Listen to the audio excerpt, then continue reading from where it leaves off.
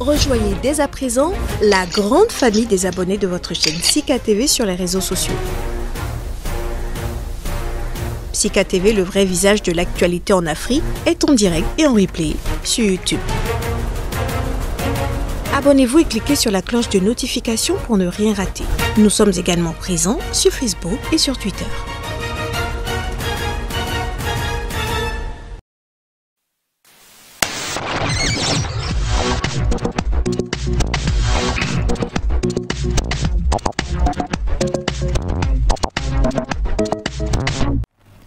Les propos des dirigeants et autres personnalités nous intéressent. Ce sont eux qui alimentent cette émission. Madame, monsieur, bonjour et bienvenue sur Ils ont dit. Adrien Moussou, bonjour. Bonjour Jérôme, bonjour Moïse, bonjour l'Afrique. Moïse Soulé, bonjour. Bonjour Jérôme, bonjour Adrien, bonjour à toutes et à tous. Nous ouvrons par l'Ouganda où Museveni réprimande ses forces de sécurité pour usage excessif de la force. Et il dit exactement ceci, Moïse. Aucun Ougandais ne doit pouvoir être tué en dehors d'une guerre ou en cas de condamnation à mort. On ferme les guillemets. Oui, voilà, un président qui a décidé de prendre ses responsabilités, enfin. Les Ougandais avaient toujours été massacrés depuis 1986 qu'il est au pouvoir. Aujourd'hui, maintenant, il se rend compte que, bon, on doit préserver la vie des Ougandais.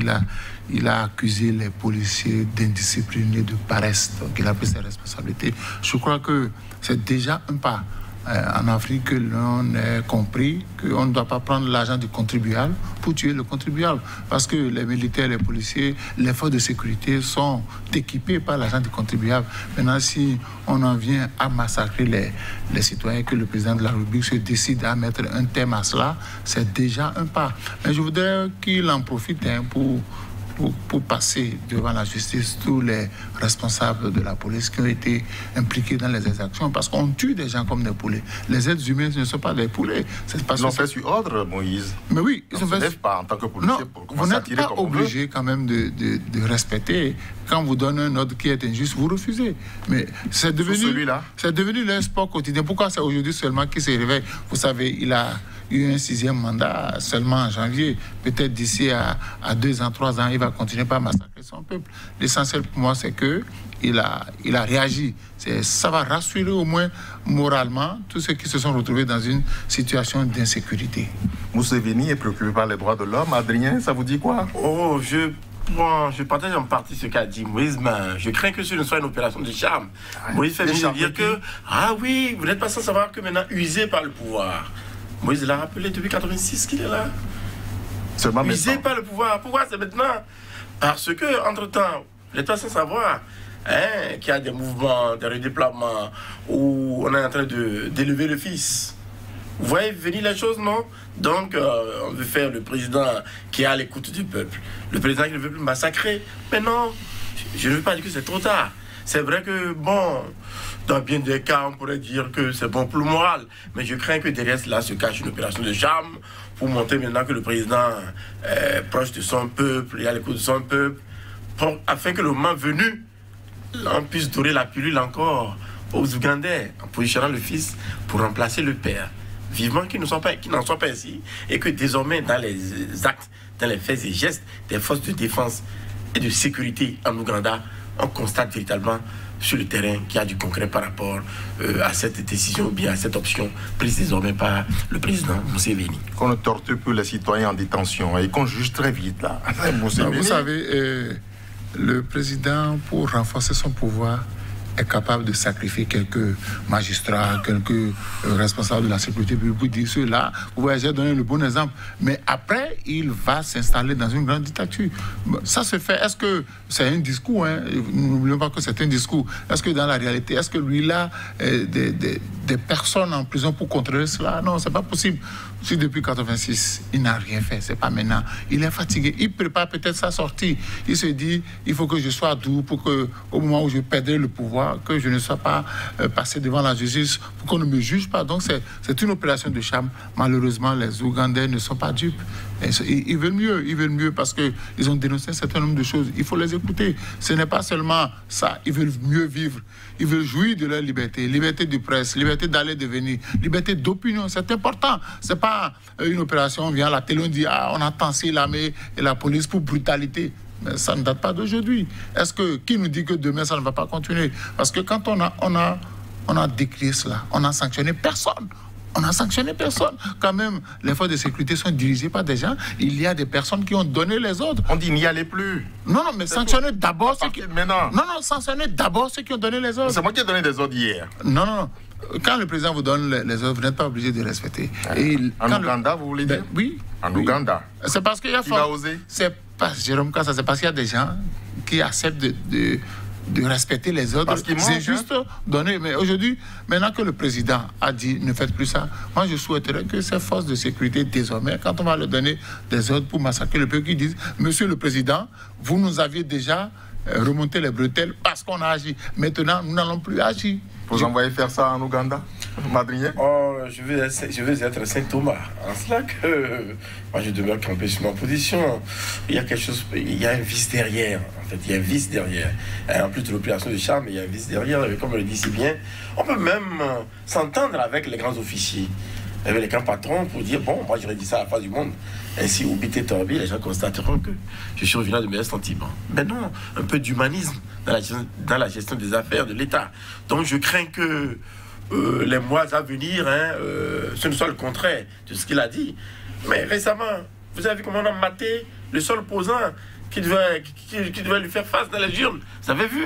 Et tout de suite là, et puis voilà. Mais peut-on dire que la conscience lui revient, Adrien? Ah oui, là, je veux bien être d'avis avec vous que progressivement la conscience lui revient. Et Moïse l'a dit tantôt, 100 ans peut-être, sa fin prochaine, qu'adviendra-t-il lorsqu'il viendra à perdre le pouvoir? C'est après lui? Même après lui, mais après lui, s'il n'a pas la chance d'opérer le virement ou le changement qu'il tient à opérer, s'il n'a pas la chance, il n'atteint pas ses objectifs en positionnant le fils, et si c'est quelqu'un d'autre qui prend le pouvoir, attention, en défaut de règlement de compte, on pourrait lui demander d'aller s'expliquer lui-même. Attention, parce que ce qui se passe présentement avec Zuma de l'autre côté, l'Afrique du Sud n'est pas loin de l'Ouganda.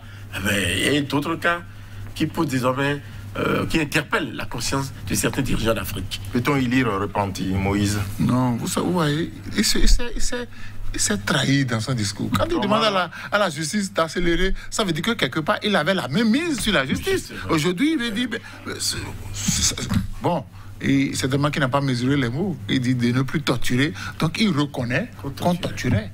Il n'a rien fait. Il dit d'accélérer les processus. Il sait que lui-même, il mettait du frein. Donc, aujourd'hui, à la face du monde, il montre son vrai visage.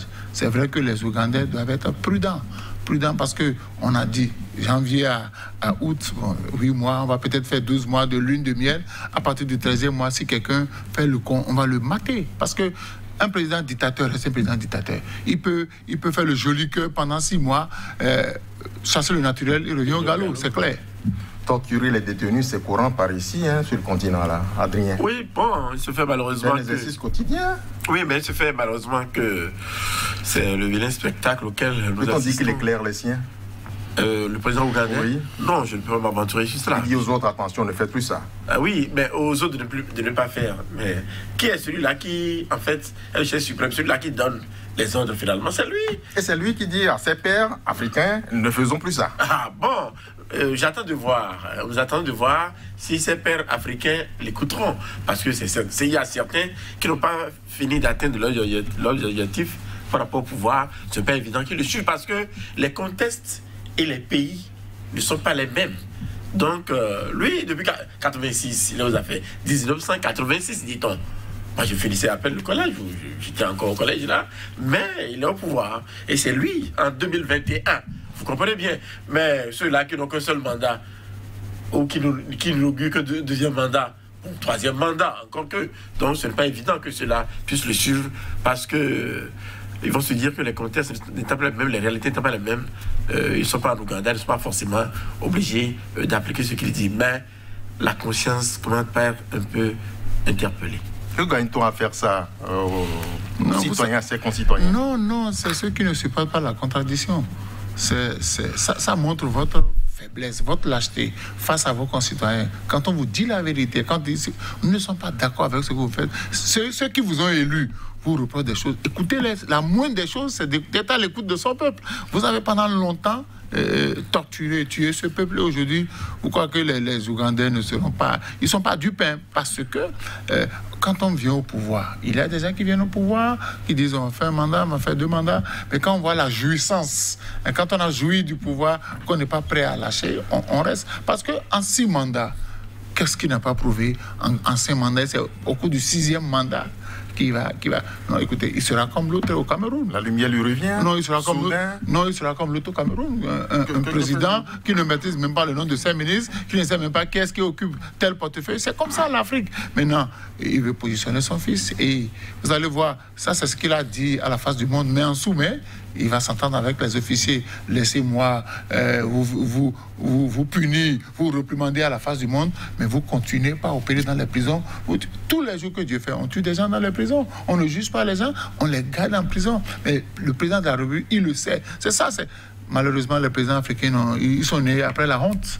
Human Rights dit, n'oubliez pas les enlèvements, vous en êtes champion. Justement, je crains que ce ne soit à la Ponce Pilate, en fait. En cela que lui, il s'enlève les mains de la vie. Les autres sont les autres. C'est à la Ponce Pilate. Non, il faut bien que les organisations chargées de veiller sur les droits de l'homme et les droits humains soient désormais très attentives en Ouganda pour voir véritablement ce qu'il en est. On souhaite bonne chance aux Ougandais.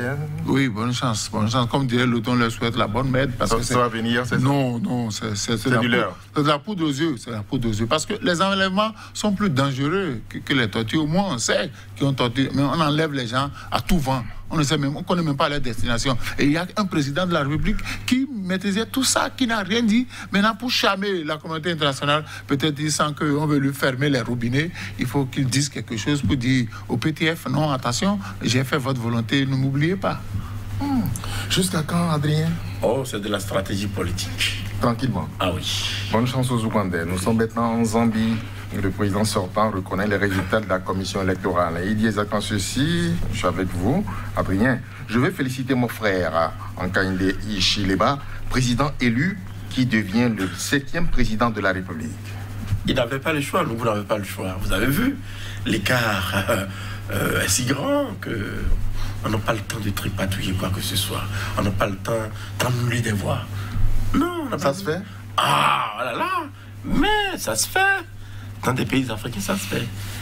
Les cours, de par leurs compétences, ont l'attitude parfois à annuler un certain nombre de voix afin de permettre aux candidats qu'elles soutiennent d'être élus ou bien d'être proches. Ou pourquoi pas un second tour au cas où? Parce qu'il y a autant de gymnastiques qui s'opèrent par certaines institutions de contre-pouvoir. Vous comprenez bien? Bon, c'est vrai, au premier tour, le président sortant ou celui qu'on soutient, il n'a pas pu avoir le pourcentage nécessaire. Donc, il faut lui permettre d'avoir l'assassit, se rapprocher. Et puis après, au second tour, et tout se joue. Maintenant, si l'autre candidat n'a pas chance, hein, dans bien des cas, c'est au premier tour que tout se joue. Et puis, c'est le chaos. Vous comprenez bien? Mais là, en Zambie, il n'avait pas le choix. C'est pas de gâter de cœur hein, qu'il dit ce qu'il dit là. C'est élégant. C'est élégant quand même. Bon, c'est un premier pas, l'élégance. C'est vrai qu'il finira par passer service à son successeur. Ce successeur qui rappelle qu'il a été arrêté une quinzaine de fois. Vous voyez bien, là, il s'est forgé une carapace de véritable opposant, mais finalement, il a pu conquérir ce pouvoir d'État qu'il désirait depuis fort longtemps. Maintenant, à l'œuvre, on reconnaîtra l'artisan, comme on dit. Les différentes actions du sortant n'y ont rien pu d'intimidation, rien pu, peut-on dire. Quand Dieu décide de vous lâcher, il vous lâche, quel que soit ce que vous faites. C'est le cas. C'est le cas. Vous savez, c'est rare qu'un président africain soit au pouvoir, qu'il gagne les élections et qu'il les perde. J'ai toujours dit non, que c'est pas facile parce qu'il a toute la machine. Tout à l'heure, Adrien a rappelé les Sénats, les Sénés, tout ça là. Quand vous avez ça en main, vous avez déjà gagné avant l'organisation. Il n'a pas autre choix que de féliciter celui qui a gagné. Parce que s'il s'entête et que l'autre finit par prendre le pouvoir, il va passer devant la justice. on va lui sortir ses casseroles. Il négocie sa sortie. Mais oui, il est en train de négocier sa sortie. Il n'a pas intérêt même à résister une seule fois. Parce que le cas est grand, on dit 155 distribués sur 156. Donc, il a perdu. Il est obligé de jouer la carte de l'apaisement, la carte de la douceur, pour que quand l'autre va prendre le pouvoir, qu'il soit indulgent sur les actions, les mauvaises actions qu'il aurait posées. Donc, aujourd'hui, il n'a pas le choix. Tout est clair. Maintenant, il faut qu'on lui assure une retraite politique apaisée, qu'on ne fouille pas dans les amas, qu'on ne fouille pas dans la poubelle pour le pourchasser comme on a vu dans les autres pays. C'est pas courant en zone francophone, Adrien. Justement, nous avons de cesse de nous inviter en Afrique francophone. C'est pourtant le même continent. Ah, c'est le même continent. La même couleur de peau. Bon, peut-être que les mentalités ne sont pas les mêmes par rapport à la conception du pouvoir. Et surtout lorsque parfois vous êtes poussé à bout. Il faudrait mieux relâcher ou lâcher prise dans certaines circonstances. C'est ce que vient de faire le président sortant de Zambie. Il a dû lâcher prise. Parce qu'au départ, il y avait véritablement des velléités de contester même ces élections-là ou de tout faire. Il empêchait même de faire campagne. Mais oui, mais il n'a pas trouvé le filon. Même lors des obsèques du célèbre Kenneth Kaunda, mais qu'est-ce qu'on n'a pas fait pour s'attirer la sympathie des uns des autres, des Zambiens? Mais trop tard. Les Zambiens avaient déjà opéré leur choix dans leur tête. Donc, des velléités n'ont pas manqué. Mais il s'est dit que face à la pression, autant lâcher prise pour essayer de négocier un autre virage. Ce virage-là, d'une descente en douce, et dès qu'il aura passé service, et Moïse fait bien de le rappeler, pour que l'autre ne cherche pas trop à lui trouver des poux. Et le gagnant, l'opposant, il a même rassuré dans ses premières déclarations. Bon, il n'y aura pas de chasse aux sorciers en quelque sorte, que les uns et les autres n'aillent pas détruire les édifices, se livrer à l'inspiration du cas, de destruction d'édifices publics et tout ça. Non, c'est dire que l'autre lui tend déjà la main, bon, à lui de savoir à quoi s'en tenir pour que, bon, chemin faisant, on ne soit pas obligé d'aller regarder dans les armoires s'il n'y a pas de dossiers à dépoussiérer pour lui trouver des cas de corruption. Des dossiers du genre, vous savez bien qu'ils ne manquent pas souvent en Afrique. Peut-on dire qu'en zone anglophone, les commissions électorales tiennent bon, oui. Moïse? Nous avions déjà parlé du cas de Zuma ici en Afrique du Sud. Les anglophones, ils ont une stratégie. Tu m'as nommé, je ne te connais plus. J'applique la loi telle qu'elle a été élaborée. On ne fait pas de copinage. On ne triche pas avec la loi. Mais dans la zone francophone, on veut toujours faire plaisir à celui qui nous a promus. On est prêt à faire sa volonté jusqu'à ce qu'ils nous conduisent dans le gouffre. Mais ce ne sont pas des chômeurs qui sont à ces postes. Mais non, vous savez... Ils redoutent quoi? Il y a des gens qui ont sacrifié leur personnalité sur l'autel du pouvoir. Parce que vous avez recherché le pouvoir pendant longtemps, on vous l'a donné, vous êtes prêt à tout pour le conserver. Lui, il sait que son peuple n'est pas d'accord. On ne peut pas opprimer tout le peuple tout le temps. Quand le peuple se décide à vous faire la fête, le peuple vous fait la fête. Et s'il ne lâche pas prise, vous allez voir, les gens vont descendre dans la rue pour réclamer son départ. Et là, ça serait une sortie par la petite porte. Et il risque de passer, parce qu'aujourd'hui, tout le monde craint de passer devant la CPI. L'exemple de Gbagbo, plus personne, aucun président de la zone francophone ne veut plancher là-bas pendant des années pour répondre. Parce que quand vous résistez à laisser le pouvoir et qu'on finit par vous arracher le pouvoir, on fouille dans la poubelle. Et tous les mauvais actes posés vous rattrapent. Et vous, on va vous traîner. Vous avez vu comment on a voulu humilier Jacob Zuma. Et très tôt, il s'est rendu. Donc, il faudrait que les présidents se disent, je viens pour faire le bonheur de mon peuple. Si à un moment donné, le peuple n'est plus d'accord avec moi, si à un moment donné, le peuple décide de me vomir, il vaudrait mieux que je m'en aille tranquillement. Résister, c'est creuser votre propre tombe. Donc là, il est en train de négocier. Encore que l'autre, la promesse faite n'engage que celui qui va y croire. Parce qu'il peut arriver au pouvoir et dire, mais les erreurs communes sont tellement nombreuses que je suis obligé de regarder dans le rétroviseur. Et là, l'histoire va le rattraper. Donc, déjà, il fait le joli cœur pour qu'on le laisse en paix. Mais je ne suis pas sûr. Parce que quand il était au pouvoir, on a fait du mal à des personnes qui peut-être aujourd'hui vont se retrouver au pouvoir, qui vont dire, attention, il faut qu'on lui règle ses comptes. Le nouvel élu promet une meilleure démocratie. Il a l'épreuve là, peut-on dire, Adrien? Oui, bien avant lui, nous avons connu de chefs d'État nouvellement élus, qui, on ne dit plus que ça. Nous attendons, nous patientons de le voir, de le juger par rapport aux actes qu'il posera. Déjà, on ne dit plus que ça. quand on prend le pouvoir, vous voyez bien, il y a des propos soit lénifiants, ou bien dans l'euphorie, circonstancielle, on dit certaines choses, on promeut, on émerveille, mais après, une fois qu'on a, après la passation de charge, une fois qu'on est aux commandes là, mais vous méconnaissez ceux-là qui avaient promis le bonheur à ses concitoyens et à leurs concitoyens. Plutôt, c'est une sorte de dictature qui ne dit pas son nom, qui s'érige progressivement. Les meilleurs opposants sont les pires dictateurs, dit-on vrai? Mais oui, quand vous regardez un peu en Afrique, tous ceux qui sont restés dans l'opposition, qui se sont battus quand ils sont arrivés au pouvoir, je parle du président guinéen. Son nom vous vient en tête tout de suite. Mais oui, le président guinéen, on a vu quand il était dans l'opposition. Vous avez vu comment le président Wade au Sénégal, il a quitté le pouvoir. C'est comme ça, les gens se battent, mais quand ils arrivent au pouvoir, ils font pire que ceux qu'ils ont remplacés. Donc je dis, les discours là, moi je ne crois plus au discours, parce qu'on a dit, mais je vais garantir la liberté de presse, je vais garantir la liberté d'opinion, les droits de l'homme seront respectés. Mais quand on dit ça et que tout le monde a fait confiance, on a applaudi, quelques jours après, le dragon, il vous crache du feu dessus. Donc là, il a dit, à l'épreuve du temps, on verra s'il va tenir promesse. Ils ont dit que c'est une course de fond, cette affaire-là. L'opposant a fait du chemin dans ce couloir-là. Ah oui, oui. Ah oui, oui. Tenez bon, vous aurez le pouvoir un jour, c'est ça? Cela me rappelle cette anecdote d'un ancien syndicaliste de l'Afrique de l'Ouest, paix à son âme, il s'en est déjà allé, reconnu, communiste bon temps. C'est fait qu'en Afrique de l'Ouest, dans un pays d'Afrique de l'Ouest, qui venait d'arriver au pouvoir. Et puis, ce syndicaliste a demandé, a fait dire à ses partisans de lui transmettre le message sur lequel ce n'est pas une course de vitesse, une course de fond, qu'il essaie de faire mollo-mollo, comme qui dirait. Non, non, vous savez bien que dans certains pays, les opposants, certains ont plus de difficultés à atteindre les objectifs que d'autres. Et comme on le disait tantôt, cela dépend des contextes, des schémas, des stratégies. Évidemment, on nous dira que, il y a des dispositions légales qui ne permettent pas souvent à tous les opposants dans tous les pays d'avoir les marges de manœuvre nécessaires. Et je parlais tout à l'heure du filon. Si en Zambie, le président Ngou n'a pas pu se faire réélire comme il l'aurait souhaité, c'est parce qu'à un moment donné, il a hésité. Sinon, il aurait pu tricher. Certains de l'Afrique francophone en verrouillant puis mettre simplement le système.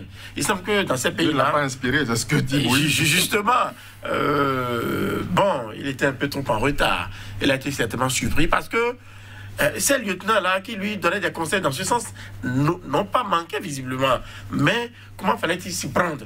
Mais ils ont été tous surpris par le temps. Et comme Moïse le dit si bien, lorsque Dieu décide de vous lâcher, en pleine nuit, vous constatez que c'est déjà l'aurore. Peut-on dire opposants d'Afrique persévérer, Moïse? Non, moi, les opposants africains ne sont pas organisés. C'est ça qui fait que quand ils viennent au pouvoir, ils font pire que ceux qu'ils ont remplacés. Quand on vient au pouvoir, quel est l'objectif pour lequel on vient au pouvoir?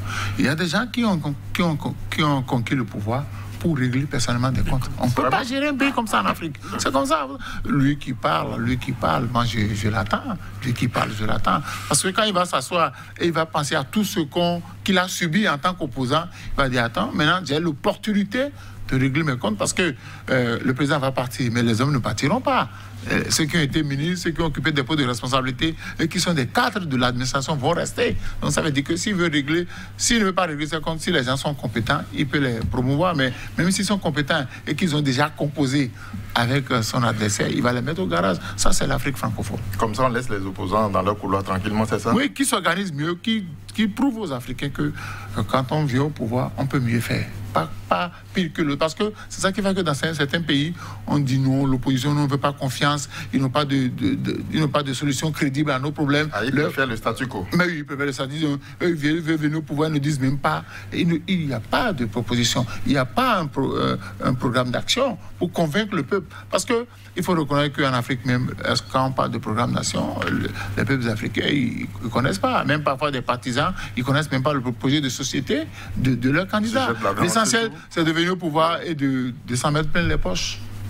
Hélas, c'est ça. C'est ça, hélas.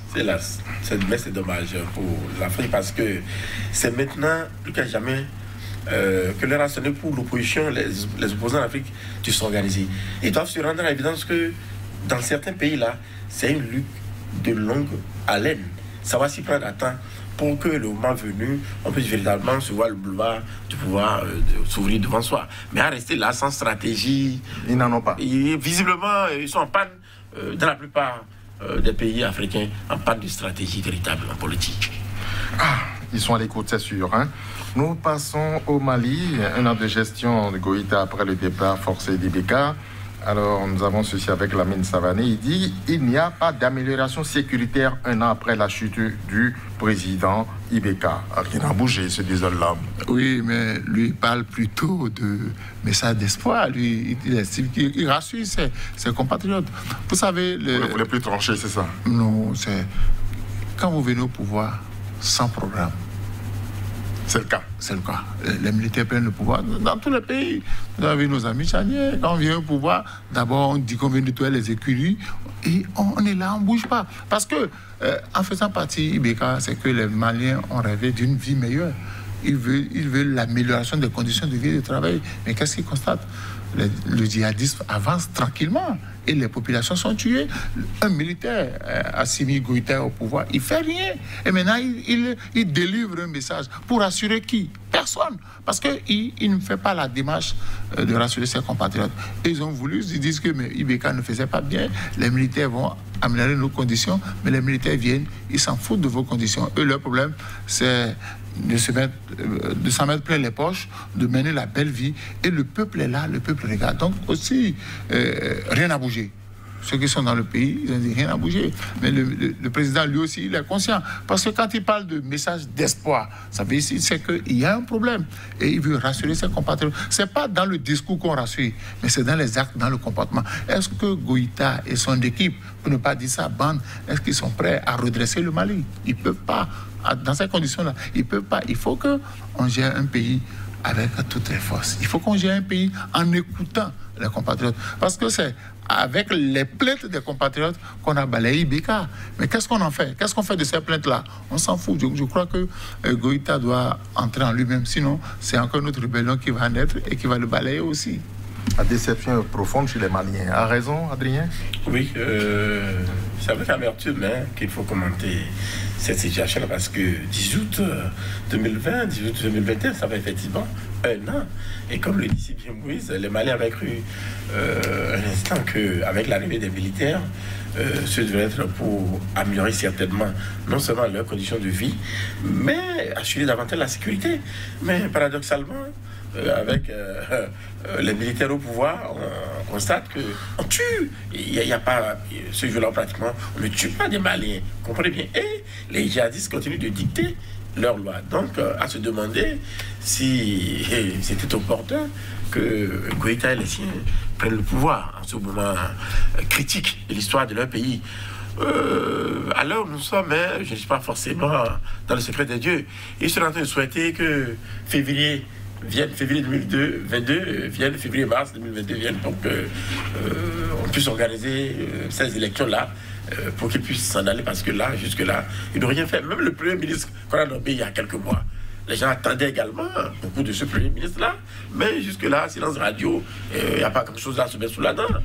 Sur le plan des défis à relever. Pourtant, des promesses mirobolantes n'ont pas manqué, qui ont été faites aux Maliens, de ce que, avec ce Premier ministre-là, qui connaît bien les rouages, qui également fait l'huile de la politique malienne, il pourra aider les militaires à redresser la situation.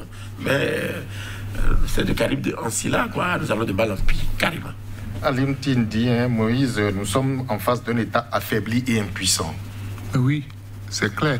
Ouais, le djihadisme, tous les pays dans lesquels on s'est décidé à lutter contre le djihadisme ont échoué. Et les militaires, on a nommé un premier ministre civil. Qu'est-ce qu'il peut faire? A-t-il les mains libres? Non, c'est fini. L'État est affaibli. Les militaires qui sont là n'étaient pas préparés à gérer le pouvoir. Et il manque de stratégie. Parce que qui dit djihadisme parle de stratégie. Il faut avoir les armes. Moi, j'ai toujours dit, quand on a échoué avec les armes, pourquoi ne pas emprunter le chemin du dialogue? Discuter avec les djihadistes, qu'est-ce que vous voulez? Parce que là, eux, vous savez, c'est des messieurs qui n'ont pas de cœur. on tue des gens comme les poulets. Et aujourd'hui, les Maliens se sont dit, mais si les militaires arrivent, les militaires quand même, il y a les stratégies de guerre, ils peuvent lutter. Mais ils constatent qu'on a eu tort de les faire venir. Donc aujourd'hui, moi, j'étais à la place de cette junte-là. On va démissionner parce qu'on a échoué. Si 12 mois après, on n'a pas pu apporter un brin d'espoir à nos compatriotes, on n'a qu'à partir et donner la possibilité à ceux qui peuvent le faire, de le faire. Mais aujourd'hui, bon, moi je dis, comme je l'ai toujours dit, ce qui va sauver les Maliens, c'est de faire partie de ceux-là et de trouver les vrais Maliens, les patriotes. Parce qu'aujourd'hui, on n'a plus de patriotes en Afrique. Très peu sont patriotes. Quand on vient, on passe à soi. Comment se construire une belle villa en Europe, comment s'acheter des belles voitures, comment mettre sa famille à l'abri du besoin, mais le peuple peut mourir tous les jours. Parce que le discours tenu par les opposants, qu'est-ce que ça le dit? Rien à foutre. Lui, il a dit à rassurer. Si vous voulez, rassurez-vous. Si vous ne voulez pas, moi, je continue mon chemin. Et ce qui est sûr, avant la fin de la transition, ils ne feront rien. On va constater que le Mali a reculé davantage. Alors, détention illégale, à l'UNTIL en parle en pensant à l'ancien président, à son premier ministre. Justement, avions cru entre-temps qu'avec le coup de gueule de l'avocat, on devrait quand même leur permettre de recouvrer la liberté, mais rien. Coffret, c'est ce qu'ils savent faire le mieux, c'est ça? Justement, ils sont champions dedans. Je ne sais pas qu'est-ce qui les gêne pour autant aux entournures pour qu'ils veuillent bien garder encore en prison l'ancien président et l'ancien premier ministre. Bon, certainement que avec ce qui se passe là, ils ont complètement le moral à terre eux-mêmes, hein. Seulement en tant que militaire, ils ne peuvent pas venir à la face du monde le dire. Donc, vivement qu'il y ait des conseillers quand même qui attirent leur attention sur le fait que le jeu auquel ils se livrent là, c'est un jeu dangereux pour la République. Février 22, ils pourront tenir dans ce délai? Non. Février 22, il reste combien de temps? Il reste beaucoup de temps. Et ils n'ont rien fait. Ils n'ont rien fait. C'est ça la difficulté. Parce que les militaires, généralement, n'écoutent pas les civils. Même si vous avez des technocrates dans vos rangs, le militaire, lui, il ne réfléchit pas beaucoup. Encore qu'il est tranquille. Il y a des cerveaux pas mieux. Oui, mais écoutez, donnez-moi. Le seul militaire, le seul pays dans lequel, c'est toujours le Mali, avec ATT. C'est ATT qui, quand même, a bien géré depuis là, mais plus d'autres. Est-ce que vous connaissez un militaire qui a pris le pouvoir en Afrique et qui a fait le bonheur de le jeune âge de celui-ci? Non, c'est pas question. Non. À bon un point d'enseigne. S'il avait les compétences, là, je ne connais pas. Pour manier l'arme, pas pour gérer l'État. Non, on ne parle pas de... Oui, mais... Oui, peut-être ça. D'accord, c'est pourquoi je dis qu'ils n'étaient pas préparés. Ils n'étaient pas préparés à gérer le pouvoir. Ils ont pris le pouvoir. Normalement, ils devaient se faire entourer quand même... Au Mali, il y a des têtes bien faites. Malheureusement, ils ont échoué. Moi, je dis, il ferait mieux d'accélérer les choses et d'organiser les élections et de vite partir. Parce que les militaires n'ont jamais fait le bonheur des États africains. Donc militaire en caserne. En caserne, et je crains même qu'il y ait, à les prendre garde, des dissensions au sein de cette même armée-là. Vous voyez ça venir? Ah oui, il ne faut pas l'exclure. En cela, justement, que certains... on n'a pas dormi. Ah non, en cela que certains ne seraient pas d'accord. Il peut y avoir des dissensions ou des clans. Et bon, un beau matin, vous allez apprendre. Et puis il y a encore la rébellion, hein? Il n'est pas à l'abri. Pas du tout. Pas du tout. Et je crois savoir que certainement qu'il gère plutôt ces genres de situations. Ah oui, parce que... Il est préoccupé à calmer les militaires. Il y a des dissensions parce que... qu'à gérer l'État. Qu'à gérer l'État. C'est l'option qu'il a peut-être faite finalement. Oh, pour le grand malheur des Maliens. Oui, c'est ça. Que Dieu sauve le Mali. On appelle Dieu au secours. Oui. Celui qui est là pour rien, c'est ça. C'est ça, c'est Dieu. Parce que le problème, c'est quoi? Il passe tout son temps à calmer ses collègues militaires. Parce que la rébellion peut venir de là. Oui. Maintenant, en calmant les militaires, il perd le temps, il ne s'occupe pas du bonheur de ses compatriotes. Mais il ne peut pas venir dire à la face du monde, oh, mes compatriotes, la même creux de problème. Il ne peut pas dire ça. Ça ne se dit pas. C'est se fragiliser. C'est clair. Nous sommes en Afghanistan. Moïse Biden parle, il continue de défendre le retrait américain de ce pays-là. Il dit quoi? Nous sommes allés il y a 20 ans en Afghanistan avec des buts précis, soit d'attraper ceux qui nous ont attaqués le 11 septembre 2001 et pour que ce pays ne soit plus une base terroriste. Les États-Unis ne pouvaient pas rester en Afghanistan indéfiniment. Ça suffit là. C'est vrai. Ils sont partis et vous voyez ce qui se passe.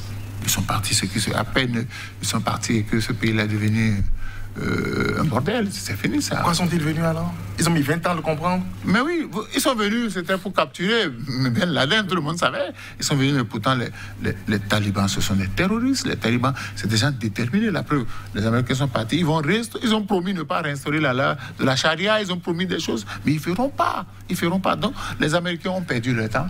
Ils ont perdu beaucoup d'argent dans cette guerre-là, parce que s'ils avaient fait un bon travail, c'est pas tout juste au lendemain de leur départ que les talibans allaient revenir en force et prendre en otage le pays. Donc les Américains, ils ont tourné en rond, et maintenant ils se sont rendus compte de 20 ans après que c'était inutile de rester là, parce que les talibans, vous voyez, à peine, moi, c'est ça qui m'étonne avec les Américains. Ils savaient depuis qu'ils ont échoué, mais aucune administration américaine ne prenait la décision de se retirer.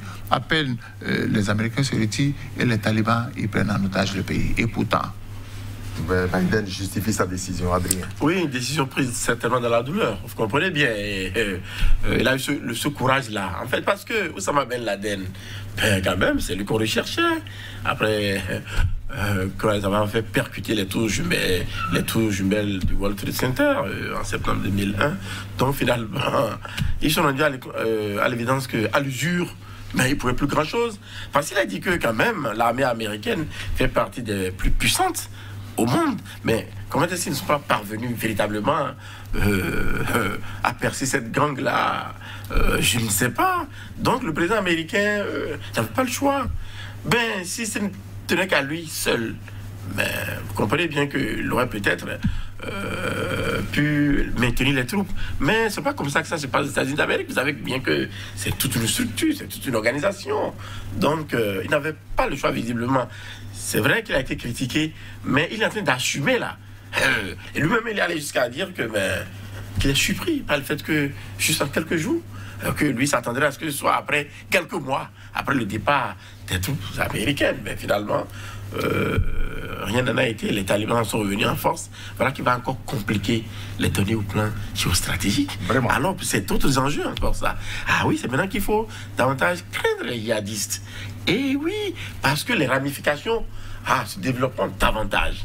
Et avis aux grandes puissances qui auront également faute à faire pour maîtriser ces talibans-là d'abord et par ricochet les autres ramifications. Bon, les guerres d'intérêt de positionnement aussi pourront bel et bien commencer. La Russie qui va sortir ses griffes, les États-Unis, bon, qui voudront se faire entendre, bon, la France qui, sans jouer les rescueurs, voudra et justement, également, vous comprenez bien, et puis on verra bien ce que ça va donner, mais il faut être sûr et certain que ça va bouleverser forcément les données au plan géostratégique. Macron voit le danger à l'horizon. Là où les Américains échouent, les Français ne réussiront pas. Parce que du point de vue armé, l'armée américaine est organisée. Mais après 20 ans... La française, c'est quoi? Grande gueule, les Français, c'est la gueule, et puis c'est tout. Les Américains ont échoué. Ça veut dire que les talibans sont renforcés. Oui. Ça veut dire que pendant 20 ans, on a tenu la dragée haute aux Américains. Finalement, ils sont partis la queue entre les jambes. Et aujourd'hui, les talibans vont devenir encore plus dangereux. Ils vont imposer chez eux la charia. C'est pourquoi les Américains ont lutté. Il y aura plusieurs. Encore qu'on n'a pas la certitude que ce Ben Laden a été vraiment capturé et tué. On n'a pas la certitude. On a tué quelqu'un, selon vous? On a tué quelqu'un. On ne sait pas. Parce qu'on a dit on l'a tué, après on dit il n'est pas mort. Bon, écoutez, et Ben, il dort depuis? Il est quelque part. On ne sait pas. Parce qu'on n'a pas eu la preuve. Vous le voyez sans réaction? Ah non, vous vivant? savez. Sur 10 ans? Non, vous savez pourquoi je dis ça? À peine les Américains sont partis, que les talibans, ils ont pris, sans Ben. Ils ont occupé 80% du territoire. C'est grave. Qu'est-ce que vous avez fait pendant 20 ans? Rien. Ça veut dire que les Américains ont échoué. Et aujourd'hui, les talibans, ils ont la possibilité de commettre encore d'autres exactions dans le monde. Parce que la plus grande puissance du monde, les États-Unis, face à ceux-là, la puissance a échoué. Et si les États-Unis ont échoué, mais la France va faire le discours. Ils n'ont pas le choix. Et maintenant, je dis, dans la zone, c'est pas bon. C'est pas bon du tout. Je crains que ces talibans-là ne se mettent à s'attaquer encore aux intérêts américains. Parce que pendant 20 ans, vous êtes venus sur notre territoire. Vous avez voulu vous imposer à nous. Vous n'avez pas pu, finalement, vous êtes partis. Maintenant, il nous revient à nous de vous pourchasser. Et quand ça se passe comme ça, moi, j'ai peur. Parce que c'est des gens qui n'ont pas peur de la guerre. C'est des gens qui n'ont pas peur de la mort. on a dit, bon, qu'on a commencé par faire des mariages forcés.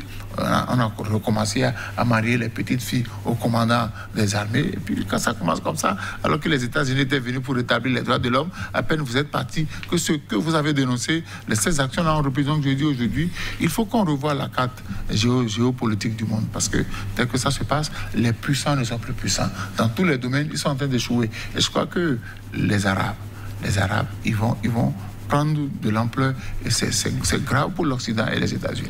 Le président afghan a détalé. Il devrait être le dernier à partir, non? Ah, mais non, quand ça se passe comme ça... De la cité de la République. Vous êtes le président de la République, le chef de l'État. Ah, ben... Vous partez après tout le monde? Ben, vous avez beau être chef d'État, il y a certains il y a bien des gens qui assurent votre protection. Vous comprenez bien? Vous n'avez qu'à... chaque matin... Vous laissez les citoyens là comme ça. Mais attention, mais qui veut bien se laisser capturer? Les avantages du pouvoir, c'est pour vous? Ah oui, mais quand il y a les avantages du pouvoir et qui sont protégés, mais c'est la belle vie, là. Eux n'ont rien à cirer. Des fronts militaires où chaque fois, c'est la violence. Mais non, ils n'avaient pas le choix. Parce qu'il fallait avoir la puissance de feu que les gens là faisaient déverser sur la capitale afghane. Donc il avait intérêt à partir quand même. On ne dira même pas la crainte les gens, mais il devrait partir. C'était une résiliation totale. Il n'avait pas le choix. Il devrait partir. Parce que, bon... quand deux forces se combattent, il y a l'une qui prend la norme supérieure et les talibans l'ont prouvé. Donc désormais, je crois savoir qu'au niveau de la communauté internationale, c'est un cas sur lequel on devra se pencher sérieusement. Parce que, outre les effets boomerang, il y aura certainement les représailles. Parce que les talibans, Moïse le disait tantôt, vont se croire davantage plus forts et chercher à imposer à ces puissances-là. C'est vrai. Elles pouvaient tenter des négociations. Mais est-ce qu'elles aboutiront? Nous attendons de voir. Ils se disent ouverts à cela. Ah, mais ils peuvent dire ça, oui. Parfois, il faut prêcher le faux pour avoir le vrai. Il faut attirer les autres. Mais ils n'ont qu'à venir. Mais qu'est-ce qu'on met dans la balance? Ah oui, il ne suffit pas de dire qu'on veut négocier. Mais qu'est-ce que vous mettez dans la balance pour que nous puissions véritablement négocier? Moïse, le capitaine est toujours le dernier à quitter le navire, non? Non, mais si vous étiez protégé par les Américains et que les Américains s'en vont, vous allez faire quoi? Ah non, il n'est pas Jésus pour se sacrifier pour le monde. Hein? Ah non. Ah non, c'est fini ça, il est parti. Il est parti.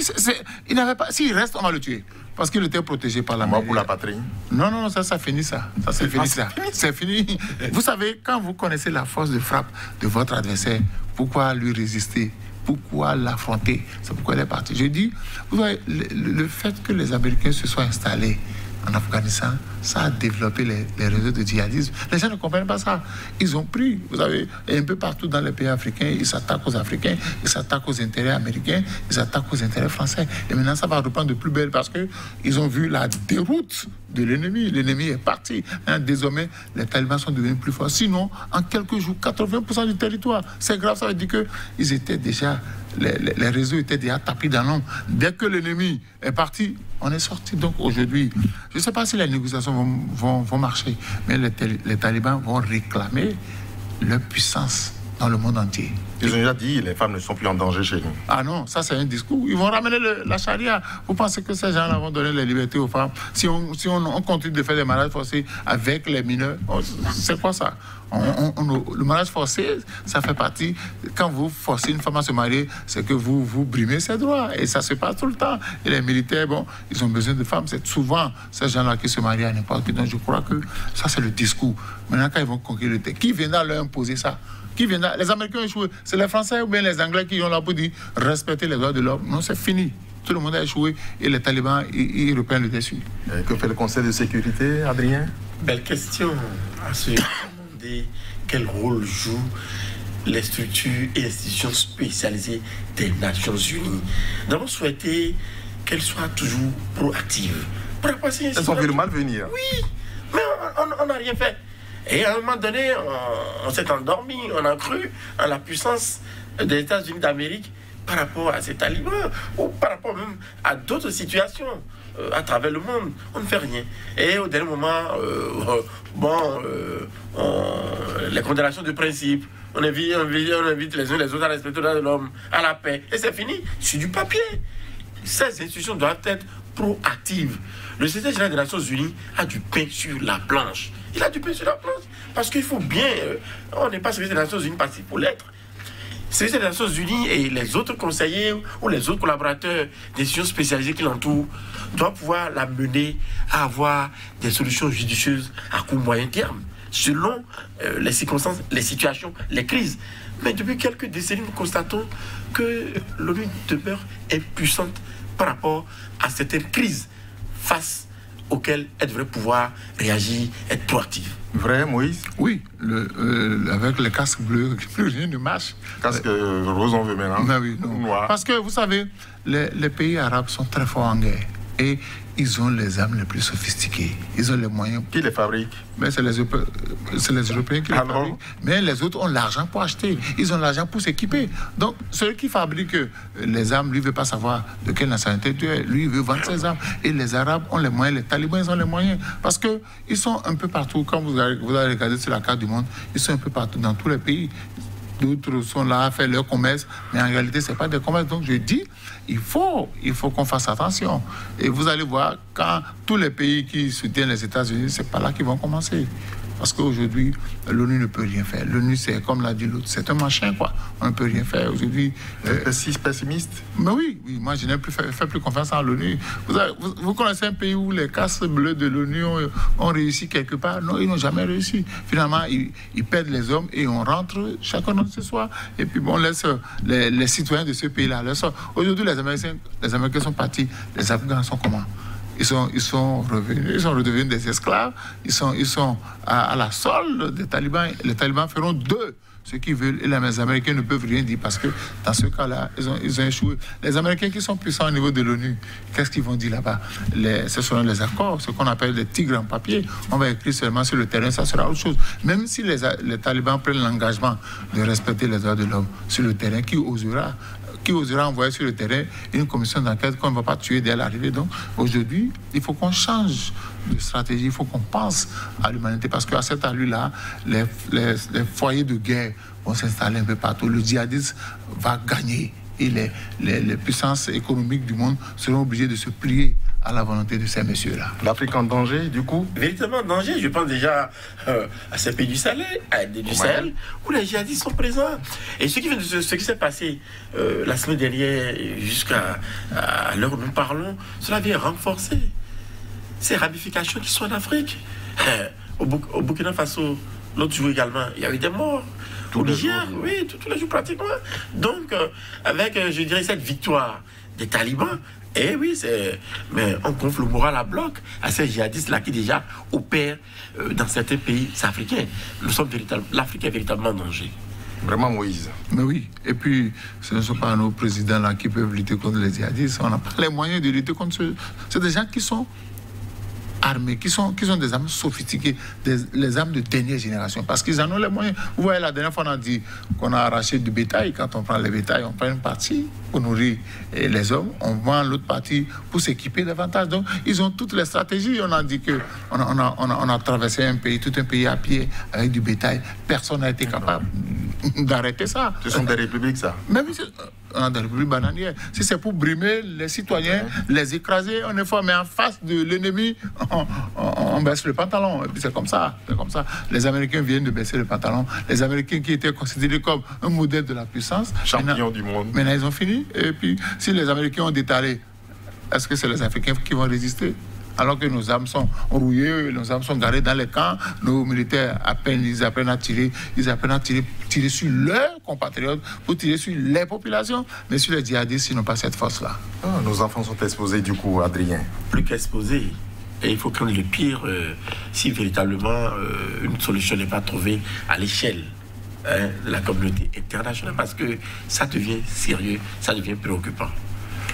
Et nous allons finir avec le Tchad, où un opposant, Yaya Djerou, critique la composition du comité de dialogue national. Il dit ceci: Adrien, nous avons proposé la mise en place d'un comité d'organisation paritaire comprenant 35% à l'opposition démocratique crédible, 30% à la société civile et 35% à des organisations proches du CNT, ce qui n'a pas été retenu. Il est fâché. Bon, je dirais plutôt qu'il est trop utopiste. Ah oui, il devrait s'y attendre. Mais nous l'avons déploré. Si la junte au pouvoir tenait véritablement à partir dans le délai prescrit, on aurait pu laisser la latitude à toute structure bien avisée pour habiliter pour organiser ce genre de rencontre. Mais tout est-il que les uns et les autres tiennent à tirer les ficelles dans l'ordre, à imposer le point de vue, parce que n'oublions pas, la jeune sera là. On en verra également, on va constituer les différentes délégations pour siéger dans ce comité-là, mais c'est ceux-là qui auront la majorité, mais qui imposeront ce qu'il faut faire. Et déjà, nous avons les prémices. En cela que, car ils prennent garde, ça pourrait passer à côté de la plaque par rapport aux objectifs que les uns et les autres tiennent à atteindre. C'est vrai, c'est un coup de gueule. À la limite, il est désespéré là. Mais est-ce qu'il sera entendu? Mais non, les jeux sont pratiquement faits et je crains qu'à la fin, il soit comme gros gens devant. Vraiment, vous voyez venir comme ça? Oui, oui.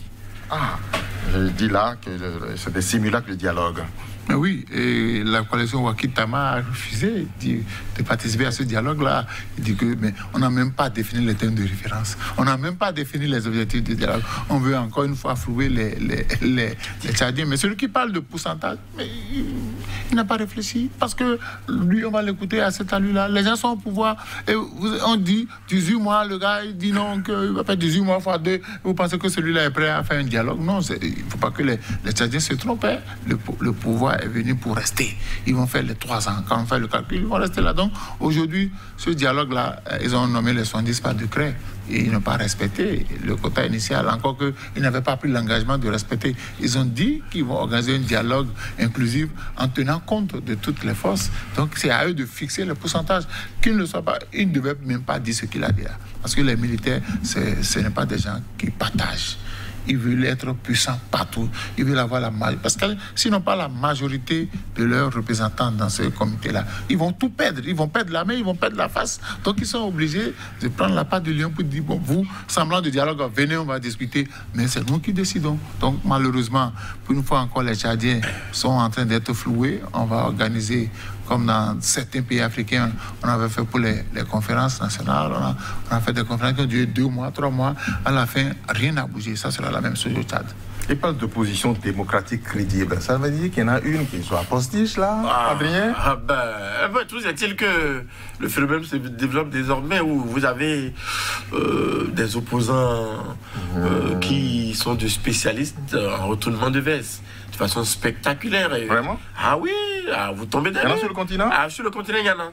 Dans des pays où vous tombez carrément des nues à voir certains ravaler leurs vomissures.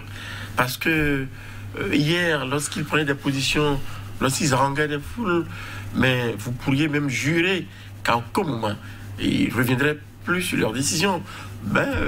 Vous surprenez de constater, avec amertume, certainement, qu'ils ravalent leurs vomissures comme ce n'est pas permis. Donc... Et pas la raison d'opposition crédible, alors? Mais opposition crédible, c'est le souhait. Mais est-ce qu'il y en a véritablement?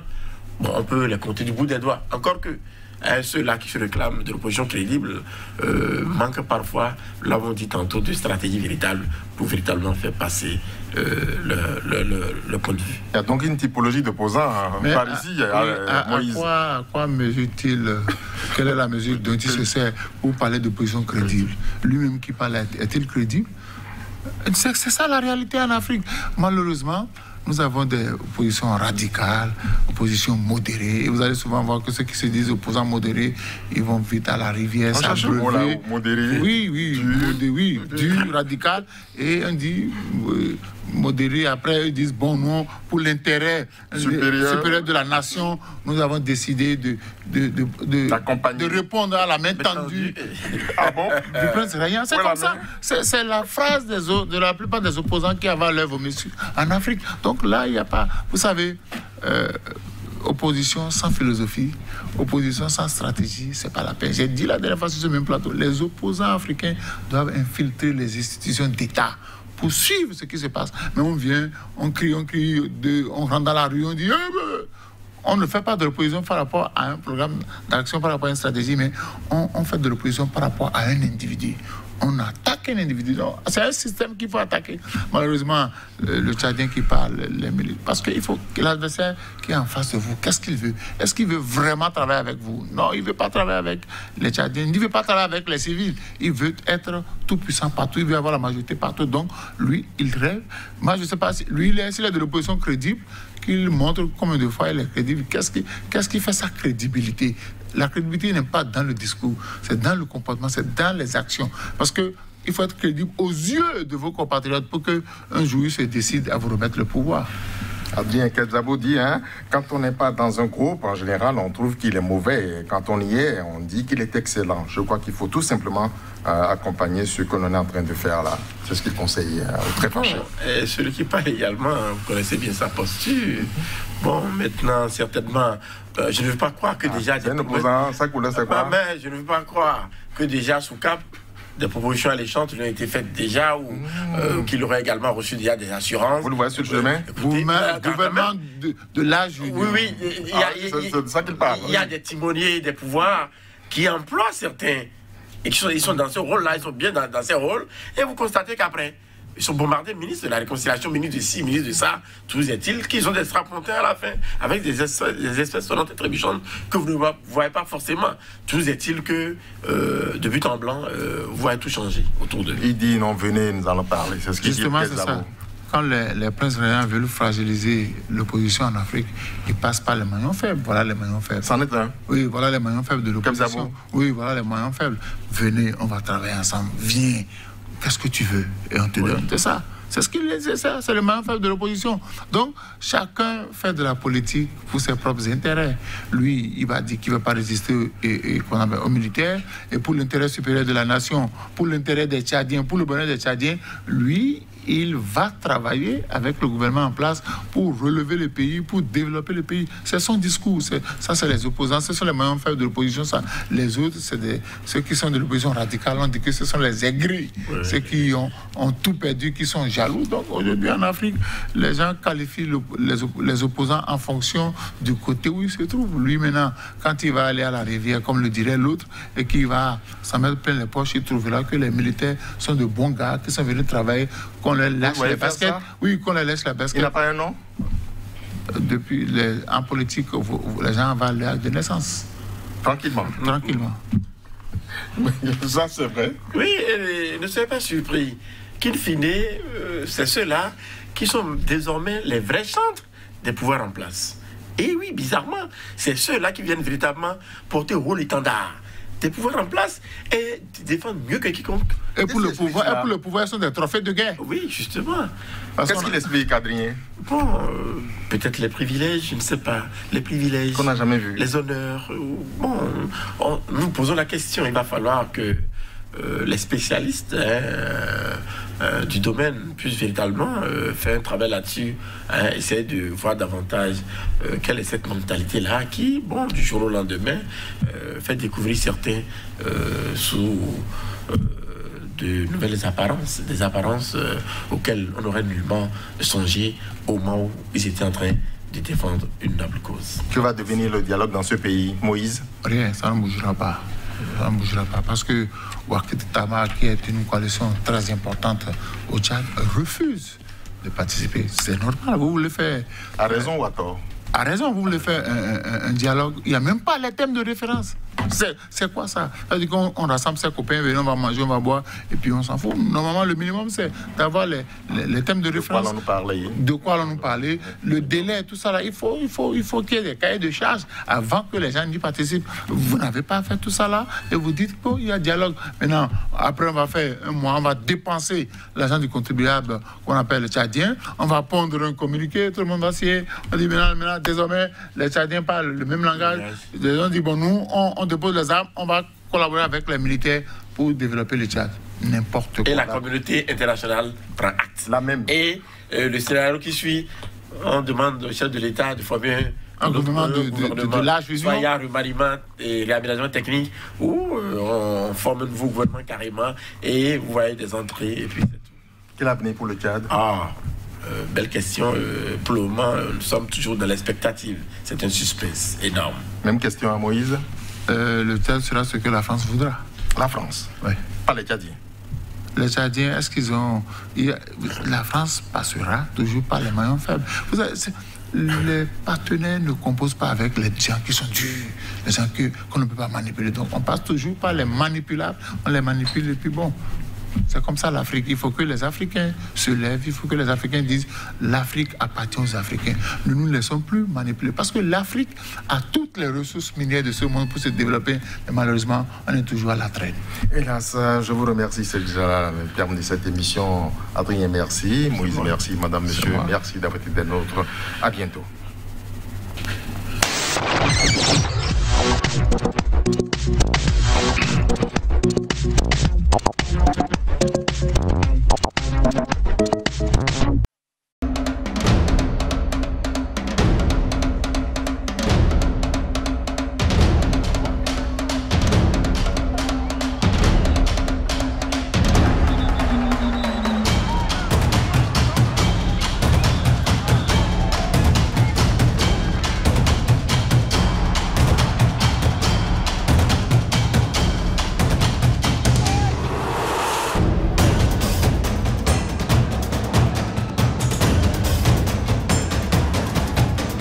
If they want to get you, they'll get you.